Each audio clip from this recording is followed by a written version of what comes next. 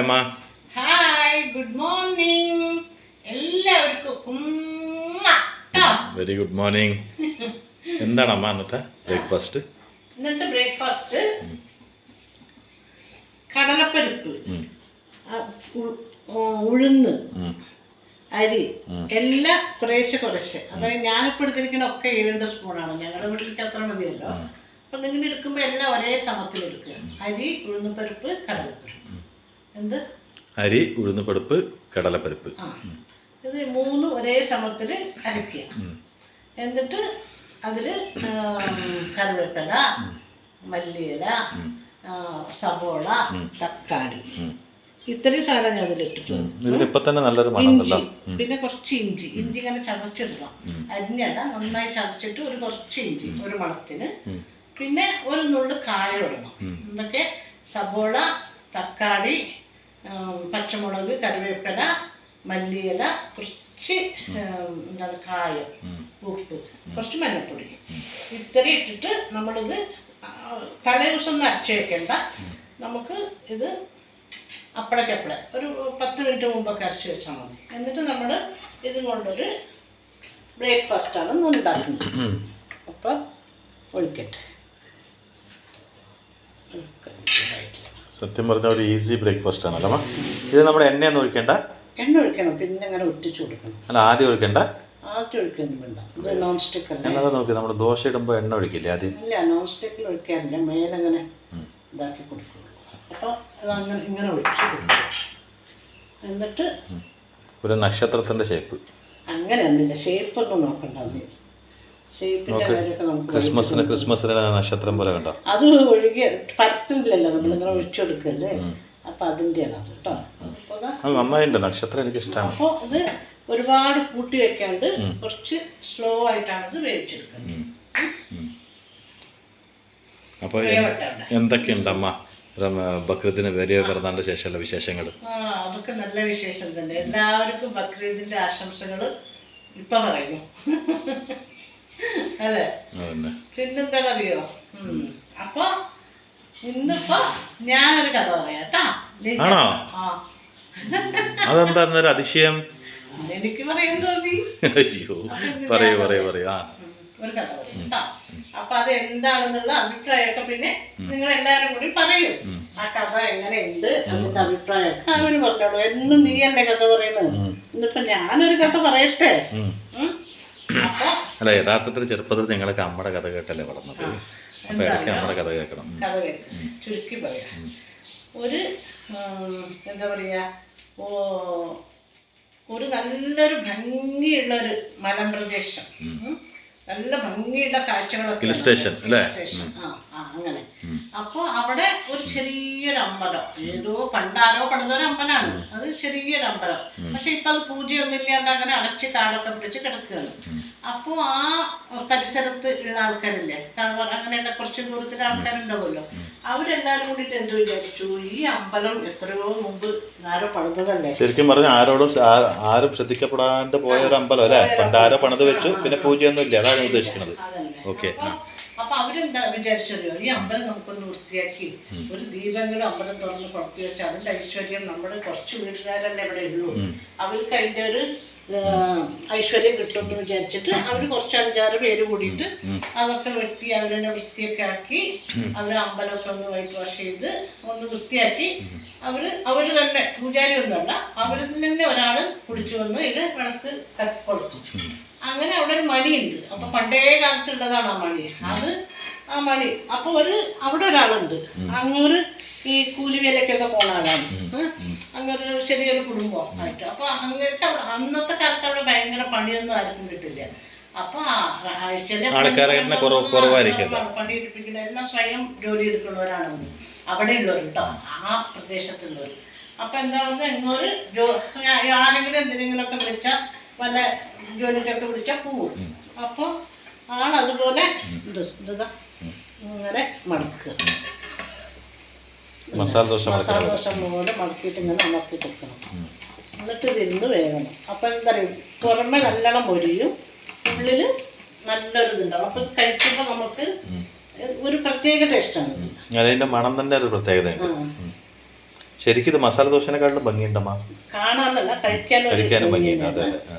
അപ്പോൾ ആളെന്ത് ചെയ്തറിയോ, ആളിങ്ങനെ പോണ സമയത്ത് ഈ അമ്പലമൊക്കെ തുറന്ന് വിളക്കൊക്കെ കത്തിച്ചിരിക്കുന്ന കാണുമ്പോൾ ആൾക്ക് മനസ്സിലൊരു സംതൃപ്തി. ആൾ വിചാരിച്ചു ഞാൻ ഈ മണി അടിച്ച് അവിടെ ഒരു അനക്കുണ്ടാവുമല്ലോ എന്ന് പറഞ്ഞിട്ട് പോണ സമയത്ത് ജോലിക്ക് പോയില്ലേ, അപ്പോഴും മണിയടിക്കും 2-3 പ്രാവശ്യം, വരുമ്പോഴും മണിയടിക്കും. ഇങ്ങനെ ഒരു 3-4 പ്രാവശ്യം ഇയാൾ ഇങ്ങനെ ചെയ്തപ്പോൾ ഈ താഴ്വാരത്തിലൊക്കെ ഉള്ള കുറച്ച് വീടുകളില്ലേ, ഈ അമ്പലത്തിൽ ഇപ്പോൾ പൂജയൊക്കെ തുടങ്ങി, നമുക്ക് അമ്പലത്തിൽ പോവാന്ന് പറഞ്ഞ് ചിലരൊക്കെ അമ്പലത്തിലേക്കൊക്കെ വരാൻ തുടങ്ങി.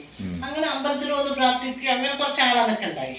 പിന്നെ ഈ സ്ഥലമൊക്കെ ഇങ്ങനെ കാണാൻ വേണ്ടിയിട്ട് ആൾക്കാരൊക്കെ വരുമല്ലോ ആൾക്കാർ. അപ്പൊ അങ്ങനെയുള്ള ആൾക്കാർ ഈ അമ്പലം കൂടി കാണാൻ വരാൻ തുടങ്ങിയപ്പോൾ അവരോട് പ്രാർത്ഥിക്കാനൊക്കെ വരാൻ തുടങ്ങി. അങ്ങനെ ആ അമ്പലത്തിൻ്റെ ഒരു ചെറിയ വരുമാനമൊക്കെ ഇങ്ങനെ വന്നു തുടങ്ങി. പിന്നെ ആൾക്കാർ വരവും പോക്കും ഒക്കെ ആയപ്പോൾ ഈ അമ്പലത്തിൽ കുറച്ച് വരുമാനമൊക്കെ വന്നു തുടങ്ങി. അമ്പലം കുറച്ച് പ്രസിദ്ധിയായപ്പോൾ അവർ അമ്പലമൊക്കെ ഒന്ന് പുതുക്കിയൊന്ന് വലിയൊരു ടൂറിസ്റ്റ് പ്ലേസ് പോലെ നല്ലൊരു സ്ഥലമല്ലേ, അങ്ങനെയൊക്കെ ആക്കി. അപ്പൊ എന്താ അവിടെ കുറേ ആൾക്കാർ വരാൻ തുടങ്ങി, എവിടെ നിന്നൊക്കെ അതൊക്കെ വരാൻ തുടങ്ങി. ഇപ്പോ ഇവർക്ക് എന്ത് തോന്നി, ഈ മണിയടിക്കുന്ന ആളിനോട് പറഞ്ഞു, ആദ്യം ഈ മണിയടിക്കുന്ന ആളിനെ അവിടെ നിർത്തി വരും, നീ ഇനി ജോലിക്കൊന്നും വേണ്ടത്, ഈ മണിയടിക്കുന്ന ആള് കാരണമാണല്ലോ അവിടെ ആൾക്കാർ വരാൻ തുടങ്ങിയത്. മുകളിലൊരു അമ്പലമുണ്ട്, അവിടെ പൂജ തുടങ്ങി എന്നുള്ള അറിവൊക്കെ കിട്ടി. അങ്ങനെ അവിടെ പൂജ തുടങ്ങി അറിവ് കിട്ടിയത് ഈ മണിയടിച്ചതുകൊണ്ടാണല്ലോ. അപ്പൊ ആ ആളെ അവർ ഈ പണിക്കുന്നത്, നീ എന്തായാലും ആഴ്ചക്ക് 1-2 പണിയല്ലേ, അതിനുള്ള വരുമാനം നിനക്ക് ഇവിടുന്ന് തരാം, നീ ഇവിടെ നിൽക്കുന്നു പറഞ്ഞു. അങ്ങനെ അയാൾ അവിടെ നിന്നു. അതൊരു 10-25 വർഷങ്ങൾക്ക് ശേഷം അത് വലിയ അമ്പലമായി മാറി. പിന്നെ അവിടെ ആൾക്കാരുടെ വരവും പോക്കും അമ്പലത്തിലുള്ള വിശ്വാസവും എല്ലാം കൂടി ഇതായി. അപ്പോൾ ഇയാൾക്ക് കുറച്ച് പ്രായമായി. അപ്പോൾ ഒരു കുറച്ച് പ്രായമൊക്കെ ആയപ്പോൾ ഇയാൾ പോരാന്ന് അവരുടെ ആൾക്കാർക്ക് തോന്നിയിട്ടുണ്ട്. അത് നടത്തിട്ടുകാരില്ലേ, അവർക്ക് തോന്നിയിട്ടുണ്ട് അവർ പ്രസിദ്ധരായി, എല്ലാം കൊണ്ടോ ഈ അമ്പലം നടത്തുന്നൊക്കെ പറഞ്ഞ ഒരു പ്രസിദ്ധിയാണല്ലോ. അപ്പൊ അവരിങ്ങനെ പറയുകയാണെങ്കിൽ കാശുകാരായി.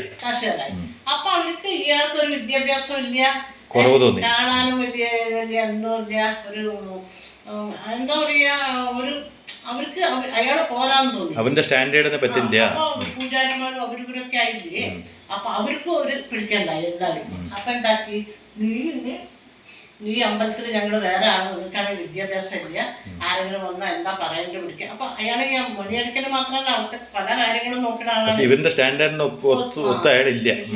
അങ്ങനെ തോന്നിക്കഴിഞ്ഞപ്പോൾ അത് എന്നാണ് തോന്നി തുടങ്ങിയത്, അവര് പ്രസിദ്ധിയായപ്പോ അവർക്ക് അങ്ങനെ തോന്നി. പക്ഷെ അതുവരെ ഇയാൾ ആവശ്യമായിരുന്നു അല്ലേ, ഇവരാവശ്യമായിരുന്നു. അപ്പൊ പ്രസിദ്ധിയായി തുടങ്ങിയപ്പോ അവർക്ക് ഇയാളെ പോരാന്ന് തോന്നി. ഇയാളുടെ എന്തൊക്കെയോ സ്വാഭാവികം മനുഷ്യഗുണം. ദിവസം തോറും ഇയാളുടെ ഓരോരോ കുറവുകൾ പറയലൊക്കെ ആയി. അപ്പോഴും ഇയാൾ ക്ഷമിച്ചിരുന്നു.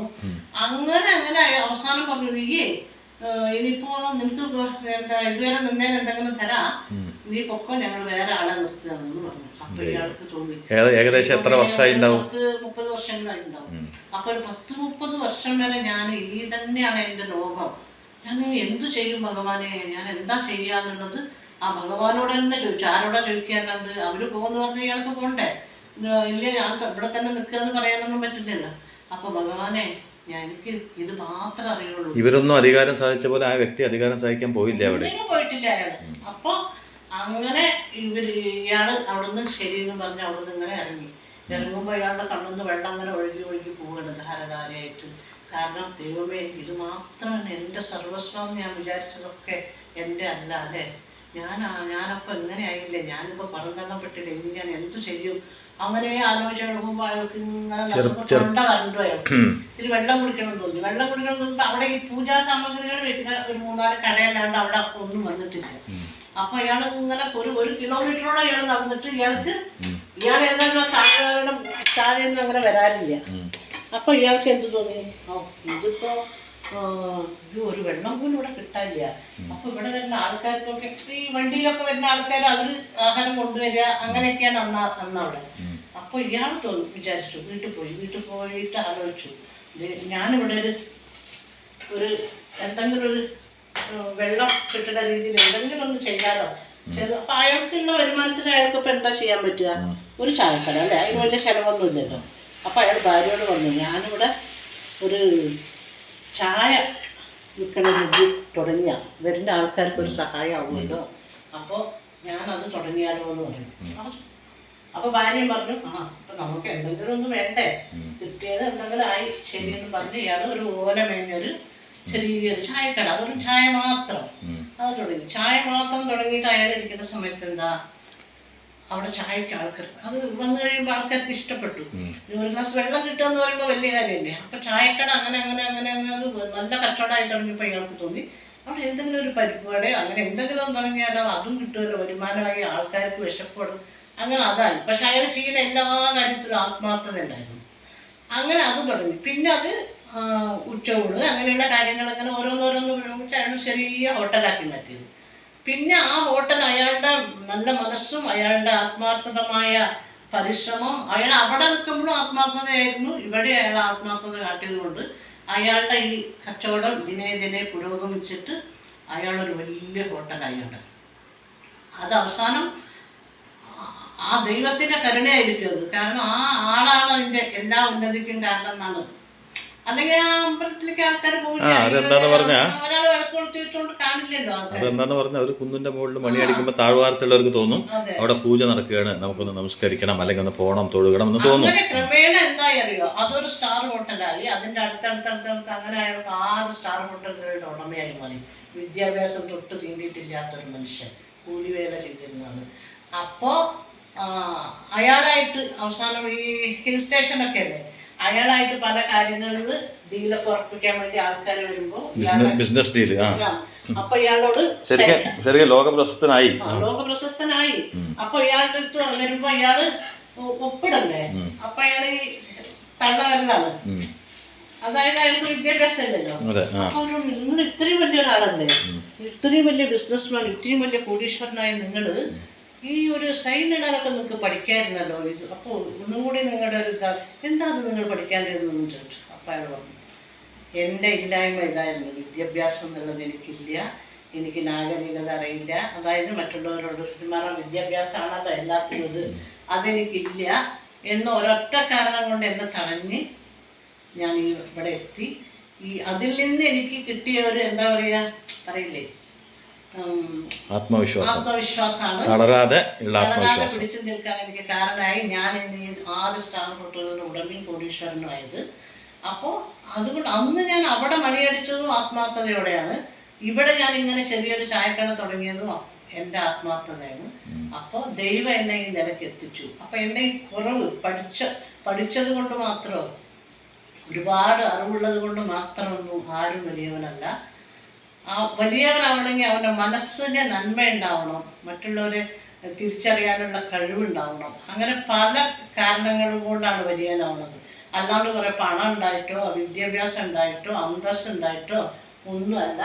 അപ്പോൾ അതിൻ്റെ ഒരു ഇതിന് വേണ്ടിയിട്ട് എനിക്ക് എപ്പോഴോ പഠിക്കായിരുന്നു, വായിക്കാനും എഴുതാനും എല്ലാം പഠിക്കായിരുന്നു. പക്ഷെ അത് ഞാൻ വേണ്ടാന്ന് വെച്ചു. കാരണം എൻ്റെ ഈ ഇല്ലായ്മയാണ് എന്നെ ഇവിടെ എത്തിച്ചത്. അപ്പോൾ ഇത് ജീവിക്കാൻ അത് മാത്രമല്ല, പഠിപ്പ് മാത്രമല്ല, നമ്മുടെ നല്ല മനസ്സും നമ്മൾ എന്തും ചെയ്യാനുള്ള ഒരു ആത്മാർത്ഥതയും ആത്മവിശ്വാസവും നല്ലൊരു മനസ്സും ദൈവത്തിൻ്റെ കരുണയുണ്ടെങ്കിൽ ആ ദൈവമാണ് നമ്മുടെ ഓരോ ശക്തിക്ക് എത്തിക്കുന്നത്. അല്ലാണ്ട് ദൈവത്തിൻ്റെ കരുണ ഉണ്ടെങ്കിൽ ഏത് മനുഷ്യനും വലിയവനാവാം, ഏത് മനുഷ്യനും ചെറിയവനാവാം എന്നുള്ള എൻ്റെ മനസ്സിലെ തോന്നൽ കൊണ്ടാണ് ഞാൻ അത് പഠിക്കാതിരുന്നത്. അപ്പോൾ എനിക്കിത് മതി, അവസാനം വരെ ഞാൻ പഠിക്കണമെന്ന് വിചാരിച്ചാൽ ഞാൻ എന്ത് വേണേലും പഠിക്കും. പക്ഷെ എനിക്കത് വേണ്ട, എനിക്ക് ദൈവം അതൊന്നും ഇല്ലാണ്ട് തന്നെ ഇത്രയൊക്കെ തന്നില്ലേ. അപ്പോൾ മനുഷ്യൻ ഇതൊന്നും അല്ലാന്ന് എനിക്ക് ലോകത്തിന് കാണിച്ചു കൊടുക്കണം. അതിനു വേണ്ടിയിട്ടാണ് ഞാൻ ഇപ്പോഴും ഈ തള്ളവരുന്നുണ്ട് അങ്ങനെ പറഞ്ഞു. അപ്പോൾ ആലോചിച്ച് നോക്ക്, അപ്പോൾ മനുഷ്യനെ അന്തസ്സ് കൊണ്ടോ എന്താ പറയുക പാരമ്പര്യം കൊണ്ടോ കാശ് കൊണ്ടോ വിദ്യാഭ്യാസം കൊണ്ടോ ഒന്നുമല്ല. ആ മനുഷ്യന്റെ മനസ്സിന് നന്മ ഉണ്ടാവണം, മനുഷ്യൻ എല്ലാവരെയും ഒരുപോലെ കാണണം, ഒരാളെയും തരം താഴ്ത്തി കാണരുത്. അതാണ് മനുഷ്യന് ഏറ്റവും വലുതായിട്ട് വേണ്ടത്. അതില്ലെങ്കിൽ ഒന്നുമില്ല. എത്ര പണം ഉണ്ടായിട്ടും കാര്യമില്ല. ഒരു നിമിഷം കൊണ്ടൊക്കെ എത്ര വലിയ വലിയ ആൾക്കാർ എങ്ങനെ പോകണമെന്ന് അറിയോ? അതിനൊന്നും ഒരു അർത്ഥമില്ല. പണത്തിനോ പ്രതാപത്തിനോ വിദ്യാഭ്യാസത്തിനോ ഒന്നുമല്ല. മനസ്സിൻ്റെ നന്മ, ദൈവത്തിൻ്റെ കരുണ, ഇതൊക്കെ ഉണ്ടെങ്കിൽ ഏതൊരു മനുഷ്യനും ദൈവത്തിനേക്കാളും മുകളിലല്ല ആരും. ദൈവം വിചാരിച്ചാൽ ഉയരത്തിലെത്തിക്കാൻ ഒരു നിമിഷം മതി ഒരാളെ. അതുകൊണ്ട് ആരും വില കുറച്ച് കാണാതിരിക്കണം എന്നുള്ളതിനാണ് ഞാൻ ഈ കഥ പറഞ്ഞത്. ഈ വില കുറച്ച് കാണുക എന്നൊക്കെ പറഞ്ഞിട്ടുണ്ടെങ്കിലേ ഒരു മനുഷ്യൻ എങ്ങനെ ആവണമെന്ന് ദൈവമാണ് തീരുമാനിക്കുന്നത്. ആ ദൈവം ഏത് നിമിഷത്തിൽ എന്താണ് തീരുമാനിച്ചിരിക്കണമെന്ന് എനിക്കോ നിനക്കോ മറ്റുള്ളവർക്കോ അറിയില്ല. അപ്പോൾ നമ്മൾ എന്ത് വേണം? നമ്മളെല്ലാവരും ഒരേപോലെ കാണണം. നമ്മളിൽ നിന്നും താഴെയുള്ളവരാണെങ്കിലും കഴിവില്ലാത്തവരായിരിക്കട്ടെ, അവരൊക്കെ നമ്മൾ സമഭാവനയോടെ കാണണം. ഞാനിന്ന് വലിയവളാണ്, ഞാനിന്ന് എല്ലാം തികഞ്ഞവനാണ്, അല്ലെങ്കിൽ ഞാനിന്ന് എല്ലാ അറിവുകളും ഉള്ളവനാണ്, അങ്ങനൊന്നും വിചാരിക്കരുത്. എല്ലാം അറിയുന്ന ദൈവം മുകളിലുണ്ട്. അവനാണ് എല്ലാത്തിനും തീരുമാനം എടുക്കുന്നവൻ. അവൻ്റെ ഒരു നിമിഷത്തെ തീരുമാനം കൊണ്ട് എന്തെല്ലാം മാറി മറിയാമെന്നറിയോ നിനക്ക്? തീർച്ചയായിട്ടും ഒരുപാട് കാര്യങ്ങൾ ആ ദൈവത്തിനെ മറികടന്ന് ആർക്കും ഒരു പുല്ലിനെ പോലും അനക്കാൻ പറ്റില്ല, ദൈവത്തിൻ്റെ ഒരു ഇതില്ലാണ്ട്. അല്ലാണ്ട് ദൈവം വിചാരിക്കാൻ ഒന്നും നടക്കില്ല. പിന്നെ നമ്മുടെ വിധിയില്ലേ, ആ വിധിയെ മാറ്റി എഴുതാൻ ബ്രഹ്മന് കൊണ്ട് പോലും പറ്റില്ല എന്നാ പറയുക. നമ്മൾ ജനിക്കുമ്പോൾ നമ്മൾക്കൊരു വിധി ദൈവം ഏൽപ്പിച്ചിട്ടുണ്ട്, അത് മാത്രമേ നടക്കൂ ഭൂമിയിൽ. അത് അവസാനം ദൈവത്തിനെ കൊണ്ടുപോലും മാറ്റാൻ പറ്റാത്ത വിധിയാണത്. ആൾക്കാർ വെറുതെ വിചാരിക്കുകയാണ് ഞാൻ അങ്ങനെയായി, ഞാൻ ഇങ്ങനെയായി, ഞാൻ അതുകൊണ്ടായി, ഞാൻ ഇതുകൊണ്ടായി. അതൊന്നുമല്ല സത്യം. ദൈവം നമുക്ക് എന്താണോ വിധിച്ചിട്ടുള്ളത് അത് നമ്മുടെ ഈ ഭൂമിയിൽ അനുഭവിക്കും. അത് നല്ലതാണെങ്കിലും പൊട്ടയാണെങ്കിലും. അല്ലാണ്ട് നമ്മൾ വിചാരിച്ചാൽ മാറ്റാൻ പറ്റുന്ന ഒരു വിധി നമ്മുടെ കയ്യിലല്ല, അതൊക്കെ ദൈവത്തിൻ്റെ കയ്യിലാണ്. ഇപ്പം അമ്മ പറഞ്ഞ കഥയെ ഞാൻ മനസ്സിലാക്കിയത് എന്താന്ന് പറഞ്ഞാൽ, ഇയാള് ആ മണിയടിക്കാൻ ചെന്നപ്പോൾ കുറേ വർഷങ്ങൾ കഴിഞ്ഞപ്പോൾ ഇയാൾ ആത്മാർത്ഥമായിട്ട് വിചാരിച്ച എന്താ അറിയോ, ഇത് തന്നെയാണ് എൻ്റെ ലോകം, ഇവരുള്ള കാലം വരെ ഞാൻ ഏകനല്ല, ഞാൻ ഒരിക്കലും ഈ പടി ഇറങ്ങേണ്ടി വരില്ല എന്ന് വിചാരിച്ചു. പക്ഷേ വർഷങ്ങൾ കുറെ കഴിഞ്ഞപ്പോൾ ഇവൻ യോഗ്യനല്ല എന്ന് അവർക്ക് തോന്നാൻ തുടങ്ങിയത് അവർക്ക് സമ്പത്ത് ഉയർന്നു വന്നപ്പോഴാണ്. അപ്പം ഇവൻ ഞങ്ങൾക്ക് യോഗ്യനല്ല, അതുകൊണ്ട് ഇവൻ എന്ന് പറയുന്ന ഒരു സാധാ ഒന്നിനും കൊള്ളാത്ത ഈ വ്യക്തിയെ അവിടെ നിന്ന് ഉള്ളിക്കളഞ്ഞു കഴിഞ്ഞാൽ സമ്പൂർണ്ണമായിട്ട് നമ്മളെല്ലാവരും ഒരു വളരെ എന്താ പറയുക, എല്ലാവരും ഒരു സ്റ്റാൻഡേർഡിലുള്ള ഒരു ആൾക്കാരുടെ ഒരു കൂട്ടായ്മയാണെന്ന് വിചാരിച്ചു. പക്ഷേ ആ വ്യക്തി അവിടെ ചെയ്തില്ല, ചെറിയ മണിയടിയില്ലേ, ആ മണിയോടുകൂടി ഉണർന്ന ഒരു അമ്പലമാണത്. അപ്പോൾ അയാൾ ആ ചെയ്യുന്ന തൊഴിലൊരു ആത്മാർത്ഥത ഉണ്ടായിരുന്നു. ആത്മാർത്ഥത കഴിഞ്ഞ് പുറന്തള്ളപ്പെടുമ്പോൾ ആൾക്ക് അത്യാവശ്യം അധ്വാനിച്ച് ജീവിക്കാനുള്ള പ്രായം ഒന്ന് കഴിഞ്ഞു പോയിട്ടുണ്ടായിരുന്നു. എന്നുവെച്ചാൽ ആ ആരോഗ്യമായ യൗവനമായിരുന്നില്ല. അവിടുന്ന് പടിയിറങ്ങുമ്പോൾ ചിലപ്പോൾ ആള് മൊട്ടുകൊത്തി കരഞ്ഞിട്ടുണ്ടാവും, ഇനി ഞാൻ എന്ത് ചെയ്യും അല്ലേ. അപ്പോഴായിരിക്കും തൊണ്ട വരണ്ടി ഒരു ഇത്തിരി വെള്ളത്തിന് വേണ്ടി അയാൾ അറിഞ്ഞിട്ടുണ്ടാവുക. അപ്പം ഈ ലോകം അയാളുടെ പുറന്തള്ളിയത് എന്തുകൊണ്ടാണ്? ഞങ്ങളുടെ ഒപ്പത്തിന് നിൽക്കാൻ നിനക്ക് യോഗ്യതയില്ലാന്ന് അവർക്ക് മനസ്സിലായത് എന്നാണ്? അവർക്ക് എന്നാ മനസ്സിലായെന്നറിയോ? അവര് സമ്പന്നരാവുന്ന വരെ അവർ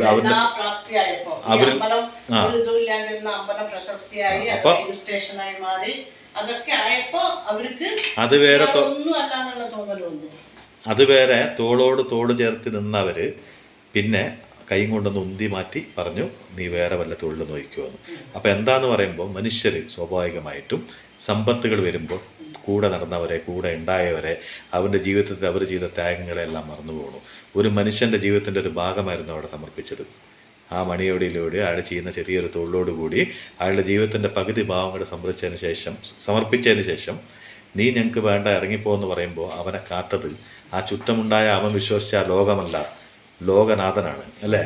ആ ദൈവം എന്ന് പറഞ്ഞൊരു മഹാശക്തി അയാളെ അവിടെ എത്തിച്ചു. യഥാർത്ഥത്തിൽ പറയുകയാണെങ്കിൽ ആ അമ്പലത്തിലുള്ള ആ അമ്പലവാസികളിനെക്കാട്ടുള്ള എത്രയോ ഉയരങ്ങളിൽ ഇയാൾ എത്തിയെന്നല്ലേ പറയാ.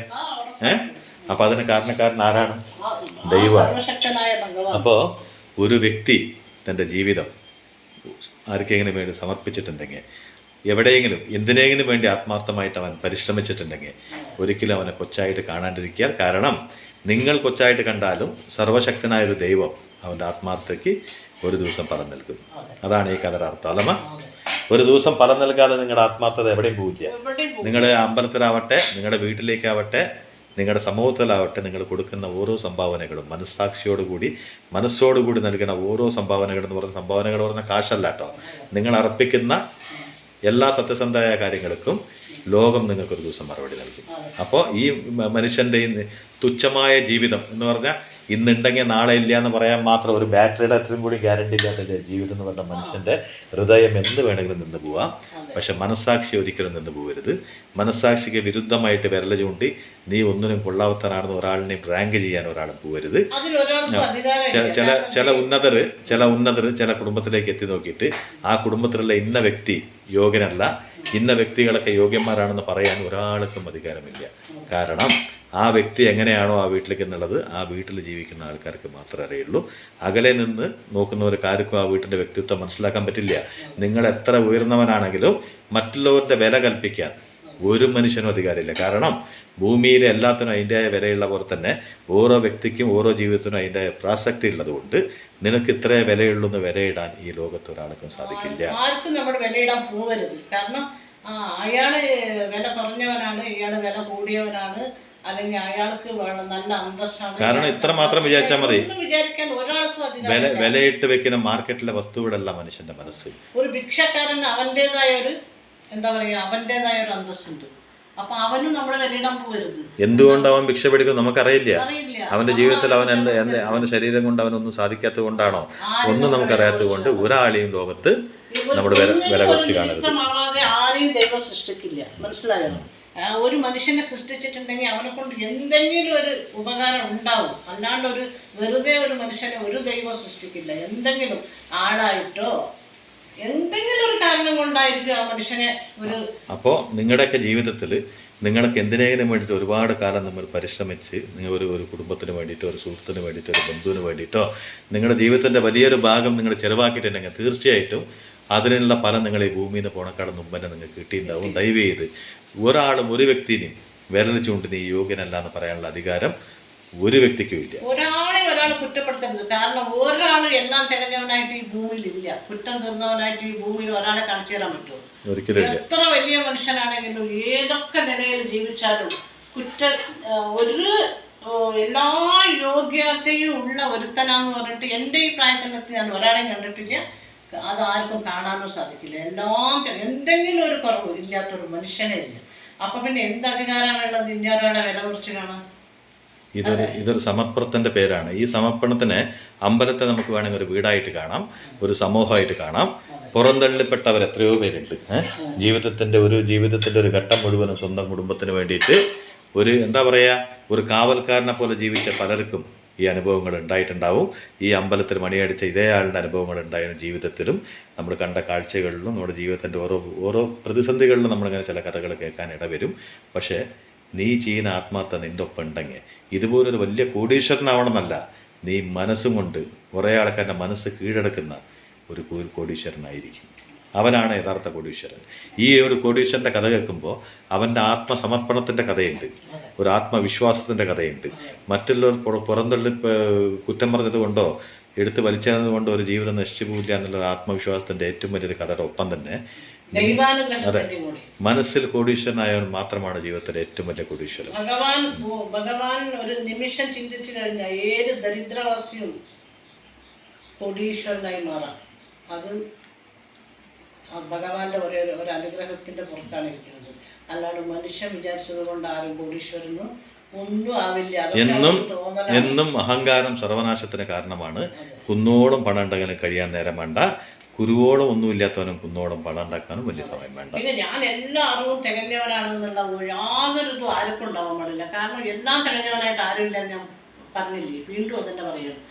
ഞാനാണ് എല്ലാ അറിവും തികഞ്ഞവനെന്ന് പറഞ്ഞിട്ട് മറ്റുള്ളവരെ ഉപദേശിക്കാനും പോകരുത്. കാരണം ആ ഉപദേശിക്കാൻ പോണവർ ശരിക്കും മണ്ടന്മാരായിരിക്കും. കാരണം എന്താ പറയുക, ഞാൻ എന്നുള്ള അഹംഭാവം കൊണ്ടവരായിരിക്കും. അതുകൊണ്ട് ആരും ഉപദേശിക്കാൻ പോകാതിരിക്കുക അങ്ങനത്തെ ഒരു. കാരണം എന്താ പറഞ്ഞാൽ അവർക്ക് ഉണ്ടാവില്ല അറിവ്. എന്നിട്ട് അവർ മറ്റുള്ളവർ അത് കേട്ടിട്ട് പറയും, അയ്യോ എനിക്കറിയാത്താണോ അത്, എന്താ ഈ പറയുന്നത്, അങ്ങനെ ചിന്തിക്കുകയുള്ളൂ. എല്ലാ അറിവും തികഞ്ഞവനായിട്ടോ ആരുമില്ല. എന്നിൽ നിന്നാണ് സർവ്വതും എന്നുള്ള അഹം തികച്ചവനാണ് സാമാന്യ മനുഷ്യൻ.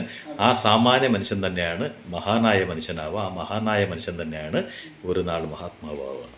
ഞാൻ എന്നുള്ള അഹങ്കാരം ഉപേക്ഷിച്ച ഓരോ വ്യക്തികൾ മാത്രമാണ്. ഞാൻ എന്ന അഹം ഉപേക്ഷിച്ച് ജീവിച്ചവനാണ് ആദ്യം മനുഷ്യനാവുക, പിന്നെ മഹാത്മാവാവുക. ഞാൻ എന്നുള്ള അഹം കൊണ്ടവൻ അവിടെ തന്നെ നിൽക്കും. ഇപ്പം ഇയാളിനെ പുറത്താക്കിയിട്ടില്ലെങ്കിൽ ആ അമ്പലവാസികളൊക്കെ അതുപോലെ തന്നെ ഉണ്ടല്ലോ ഇപ്പോഴും. പക്ഷേ ഇയാൾ ഈ മണിയടിക്കുന്നവൻ അന്ന് ആ മണിയടിക്കാൻ ഞാൻ അടിച്ചേ പറ്റുമോ നിർബന്ധിച്ചിട്ടുണ്ടെങ്കിൽ ഇന്നും അയാൾ മണി അടിച്ചുകൊണ്ട് തന്നെ ഇരിക്കുന്നുണ്ടായിരുന്നു. അതും ഒരു ദൈവാനുഗ്രഹമാണ്.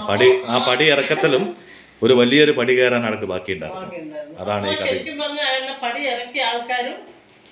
അതന്നെ, ഓരോ പടിയിറക്കങ്ങളും ഓരോ പടികയറ്റത്തിനുള്ള സൂചനയാണെന്നുള്ള ചിന്ത എല്ലാവർക്കും വേണം. നമ്മുടെ ഒരാളുടെ മെക്കിട്ട് വിരൽ ചൂണ്ടാതെ, ഒരാളെയും പുച്ഛിക്കാതെ, സർവരും നമുക്ക് തുല്യമാണെന്ന് കരുതുന്ന ഒരു വ്യക്തിനെ മാത്രമാണ് ജ്ഞാനി എന്ന് വിളിക്കുള്ളൂ. വിദ്യാഭ്യാസം കൊണ്ട് നേടാത്തത് പലരും ഈ പ്രപഞ്ച ജ്ഞാനം കൊണ്ട് നേടിയവരുണ്ട്. വിദ്യാഭ്യാസം നേടിയവർ ആ വിദ്യാഭ്യാസം കൊണ്ട് ഉപകാരപ്പെടുത്തിയാൽ മാത്രമാണ് നിങ്ങളുടെ വിദ്യാഭ്യാസത്തിനൊരു വിലയുള്ളൂ. അല്ലാത്ത വിദ്യാഭ്യാസം എന്താ പറയുക, ഒരു വേസ്റ്റ് കൊട്ടയിലിട്ടുന്ന വേസ്റ്റിന് മാത്രം തുല്യമാണ്. വിദ്യ നീ പഠിച്ചിട്ടുണ്ടെങ്കിൽ, നീ സമ്പന്നനാണെങ്കിൽ സമ്പത്ത് കൊണ്ട് നീ ആർക്കും ഉപകാരപ്പെടണം, വിദ്യയും കൊണ്ട് നീ പലർക്കും അറിവ് നൽകാൻ സാധ്യതയുള്ളവനായി തീരണം. ഇത് രണ്ടും ഇല്ലാത്ത നിൻ്റെ വിദ്യ കുപ്പയ്ക്ക് തുല്യമാണ്, നിൻ്റെ കാശും കുപ്പയ്ക്ക് തുല്യമാണ്. പക്ഷെ നിൻ്റെ നല്ല മനസ്സിലാണ് നീ കുടിയിരിക്കുന്നത്. ആ മനസ്സും കൊണ്ട് നാലാൾക്ക് അറിവ് പകർന്നു കൊടുത്താൽ, നന്മ ചെയ്യാനുള്ള മനസ്സുണ്ടെങ്കിൽ നീ തന്നെയാണ് ലോകത്തെ ഏറ്റവും വലിയ കോടീശ്വരൻ. ഹൃദയം കൊണ്ട് കോടീശ്വരൻ. അപ്പൊ നമ്മുടെ കഥക്ക് ഞാൻ വൈൻഡപ്പ് ചെയ്തത് കറക്റ്റായോ? ആയോ? അയ്യോ, സ്കോർ ചെയ്യാൻ നോക്കി ഭഗവാനെ. സോറി കേട്ടോ, ഞാൻ എൻ്റെ ശീലം വിടില്ല അമ്മ. എന്തൊക്കെ പറഞ്ഞാലും ഞാൻ എൻ്റെ ശീലം വിടില്ല. അല്ലമ്മ ചിലര് ചോദിക്കും എന്താ എന്ന് മോൻ മിണ്ടാണ്ടിരുന്ന ചോദിക്കും, അതിന് വേണ്ടി സ്കോർ ചെയ്ത. അപ്പൊ ഇതാണ് ഞങ്ങളുടെ ബ്രേക്ക്ഫാസ്റ്റ്. അച്ഛൻ കഴിച്ചു. സൂപ്പർ ബ്രേക്ക്ഫാസ്റ്റ് ആണ്, സൂപ്പർ ടേസ്റ്റ് ആണ്. നിങ്ങൾ ഉണ്ടാക്കി നോക്കിക്കോളൂ. ഉറപ്പ് പറയാം. ഞാൻ ബ്രേക്ക്ഫാസ്റ്റ് എപ്പോഴെങ്കിലും നിങ്ങൾ വന്നിട്ട് ഏതെങ്കിലും സമയത്ത് ചായ കുടിക്കുന്ന സമയത്ത് വരികയാണെങ്കിലും അമ്മ ഇത് ഉണ്ടാക്കി തരാൻ പറഞ്ഞാൽ ഉണ്ടാക്കി തരുമല്ലോ. പിന്നെന്താ, നല്ല ടേസ്റ്റ് ആയിരിക്കും. ഏതാണ്ട് നമ്മളൊരു ഓംലെറ്റ് ഒക്കെ കഴിക്കുമ്പോഴുള്ള ഒരു പ്രതീതിയാണ്. ഒന്നും മുട്ടയൊന്നും ഇടാനും പാടില്ല. പക്ഷെ ഓംലെറ്റ് ഒക്കെ കഴിച്ച് ആൾക്കാർ കഴിക്കുമ്പോൾ അതിനൊരു ഇത് തോന്നില്ലേ, അങ്ങനെയാണ്. ഓക്കെ, അപ്പോൾ ഇത്രയേ ഉള്ളൂ. അപ്പോൾ